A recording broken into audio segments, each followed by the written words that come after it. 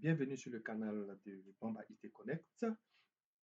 Aujourd'hui, nous allons parler de la configuration d'un routeur et d'un serveur DHCP DNS.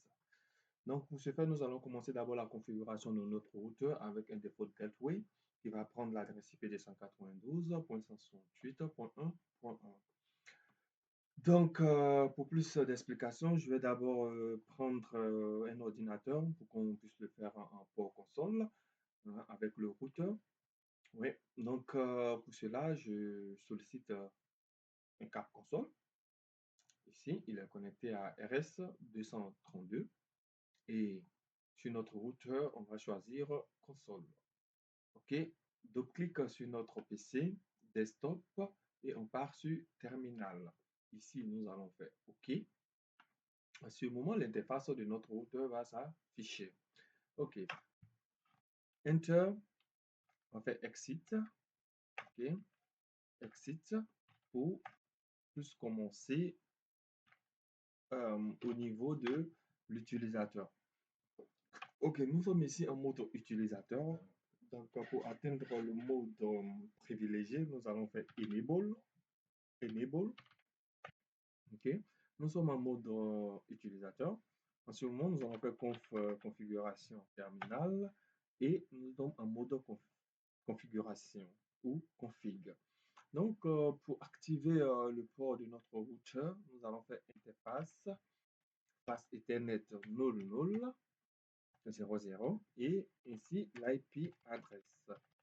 IP adresse qui est le 192.168.1.255.255.255.0 et nous allons activer par nos shutdown.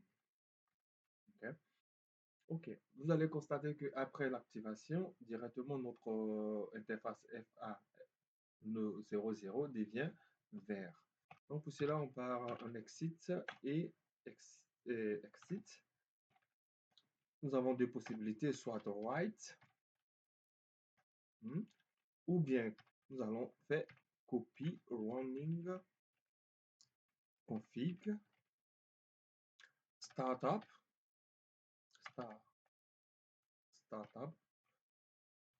config. OK. Donc, cela est bien. Et après cette configuration, nous allons passer à notre serveur DNS DHCP. OK. Donc, pour cela, nous allons commencer par le DHCP, le protocole DHCP qui est là. Le DHCP, il n'est pas activé. Nous allons l'activer, le service. Et là, nous allons mettre l'adresse IP de notre default gateway, qui est l'adresse IP du routeur, c'est 192.168.1.1. Et l'adresse IP du DNS serveur, qui est aussi directement l'adresse IP de notre serveur physique qui est là. Donc, 192.168.1.2. Et là, nous allons commencer la plage d'adressage par point 10. 10. Et là, nous allons prendre 64 ordinateurs. OK, on va faire Save. Donc, cela est fait. Nous allons partir sur la configuration du protocole DNS. Ici, nous allons activer On. Et là, nous allons donner notre site qui est Tetfali. On va faire bamba.2e. Et ainsi l'adresse IP. L'adresse IP qui est l'adresse IP aussi physique de notre routeur.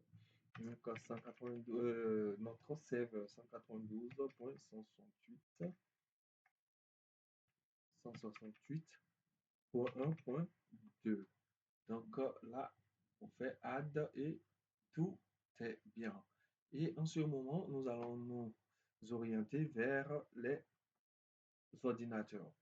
Ici, sur les ordinateurs, je passe en mode statique et nous appelons le mode dynamique.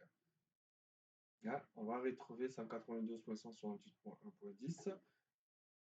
Donc, la configuration des ACP reste successful. Donc, la configuration s'est bien passée. Et là, nous allons nous orienter ensuite sur notre deuxième PC. La même chose, statique. Et nous revenons en dynamique pour voir l'adresse IP qui va nous octroyer. Donc ici, on voit que ça se termine par point 11, le premier PC c'était par point 10, le DNS server est bien configuré, le default gateway est bien configuré. Donc là, pour cela, nous allons essayer de faire maintenant un ping pour voir est-ce que les ordinateurs arrivent à communiquer entre eux. Donc, je vais faire d'abord un ping sur le serveur qui est 192.168.1.2 et on va voir reply from, le nombre de bits parti OK. Donc, tout se passe bien parce que ici, tous les paquets envoyés, 4 envoyés, 4 reçus, rien de perdu. C'est bon, donc on va essayer maintenant avec le PC 1. C'est un ping sur le PC 0. Donc, on va faire ping 192.168.1.10. On va vérifier. OK. Donc, comme le précédent, paquet envoyé 4, paquet reçu 4, paquet perdu 0. Donc, voilà, c'était pour vous montrer aujourd'hui la configuration des serveurs TCP DNS et la configuration de l'interface de notre routeur. Pour la prochaine configuration, nous allons essayer de faire le lien entre deux réseaux différents et la configuration d'un routeur en processus DHCP. Merci d'avoir suivi cette vidéo et à très bientôt.